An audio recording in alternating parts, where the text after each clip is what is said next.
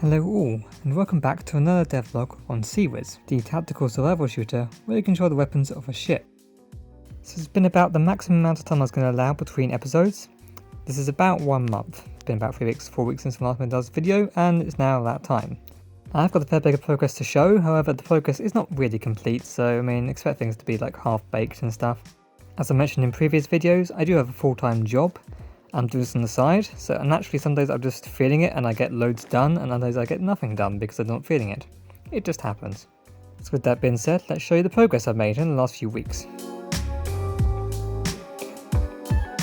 The main feature of this build was the upgrade system. This has also been probably the most annoying part of this project these last few weeks.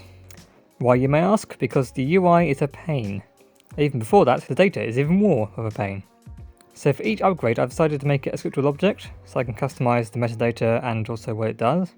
The upside is it's very modular and very customizable. The downside is it takes a long time to set up, and when you have like 20 or 30 upgrades per weapon, it takes ages to write them all down.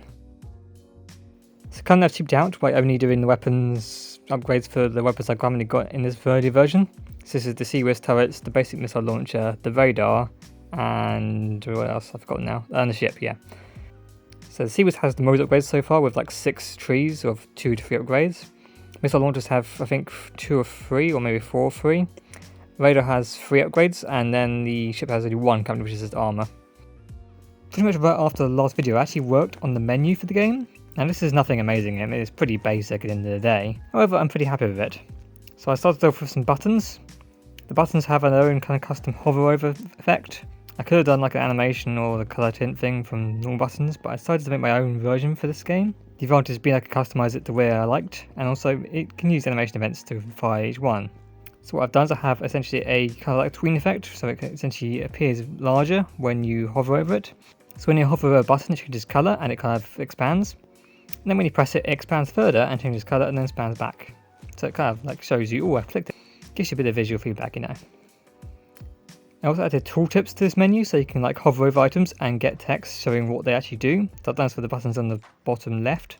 Fun fact, this only works on the bottom left. I could make it work on the other side, so I have to actually make a new prefab. I did try to do the maths version for it, but I ended up with the UI being off screen so many times it's ridiculous. Just because I couldn't get the maths right. I'm sure there's a maths way of doing it, but I'm just not good enough at the maths, so I cheaped out and did the easy solution of just keeping it all on the left. So that's how that works.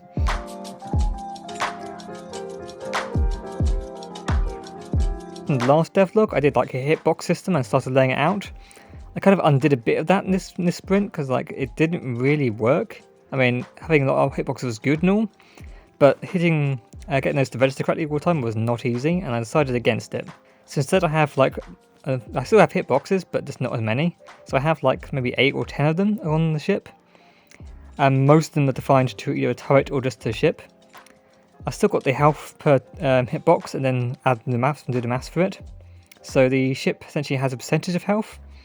I've defined it as the ship health minus a certain amount is your active health. And if you get under that active health, you're dead. So for instance, I think I've got 21 currently as the ship health total, and you have 14 active health. So as soon as you lose that 14 health, you are dead, no matter what.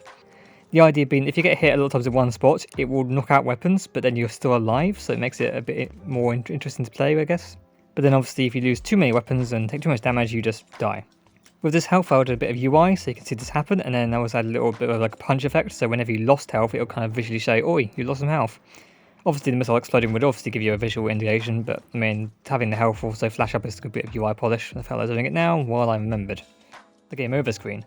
This is essentially the same as the pause menu, which I have actually added as well, which is when you press escape, the game will pause, time will go to 0, and it will like stop happening.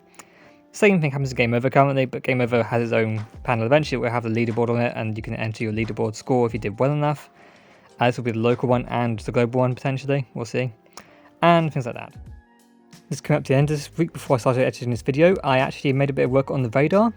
So I got the radar spinning. Firstly, it didn't spin correctly, as you can see now. Then eventually got it spinning correctly, and then got it roughly rotating to the right speed of the radar as it is on the UI. It's not 1-to-1 because that would be a real pain.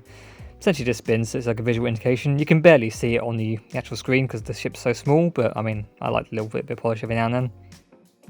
And if you remember wisely from a few devlogs back, I mentioned it'll be built by end of May. Yeah, that ain't happening. It's pretty well, the game is nowhere near ready, and I haven't had much time to work on it recently. I had a few life events getting in the way, and plus I just wasn't feeling it a lot of times during the last few weeks. It just happens. Because of that, there won't be a build, obviously. I'm planning to get one out by summer, but I don't know when, so we'll see. Essentially just Q2 as my aim target currently. We'll see how it goes. Yeah, that's about all the progress I made this last few weeks. Obviously nothing really solid. I mean, I made a few good bits on the UI size and the menus and stuff, but there's not much in the way of finished progress. I'm hoping to just finish that stuff off next by the next devlog. And yeah, I mean, hoping to get this devlogs once a month at longest distance, no matter what. They'll come up earlier if I have more progress to show, but that's rare, so expect them out once a month. Usually on a Sunday about midday, and that's UK time if you're wondering. As always, if you have any comments or suggestions, feel free to leave them in the comments below or on the Discord server.